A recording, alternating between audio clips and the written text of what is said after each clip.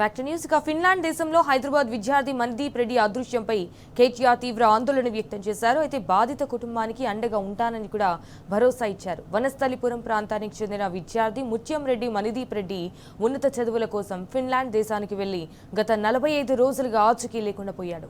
అయితే ఈ ఉదంతంపై కేటీఆర్ దిగ్భ్రాంతిని వ్యక్తం చేశారు. ఇటు మణిదీప్ తల్లిదండ్రులు ముత్యం రెడ్డి మరణతలను కేటీఆర్ స్వయంగా కలిసి మాట్లాడారు. కుమారుడి ఆచూకీ తెలియక అల్లాడిపోతున్న ఆ తల్లిదండ్రులకు బీఆర్ఎస్ పార్టీ తరపున పూర్తి భరోసాను ధైర్యాన్ని ఇచ్చారు. మే 5వ తేదీ నుంచి మణిదీప్ రెడ్డి ఎలాంటి ఫోన్ కాల్స్ మెసేజ్లకు స్పందించకపోవడం, ఎన్ని రోజులైనా అక్కడి అధికారుల నుంచి ఎలాంటి సమాచారం స్పందన రాకపోవడం అనేది అత్యంత బాధాకరమని కేటీఆర్ పేర్కొన్నారు. స్థానిక పోలీసులు ఫిర్యాదును పట్టించుకోకపోవడంతోనే ఇటు బాధిత తల్లిదండ్రులు న్యాయం కోసం హైకోర్టును ఆశ్రయించాల్సి రావడం అనేది దురదృష్టకరమన్నారు. సో హైకోర్టు ఈ విషయంలో కేంద్ర ప్రభుత్వం, ఫిన్లాండ్లోని భారత రాయబార కార్యాలయం, తెలంగాణ పోలీసులకు నోటీసులు జారీ చేయడాన్ని స్వాగతిస్తున్నామన్నారు.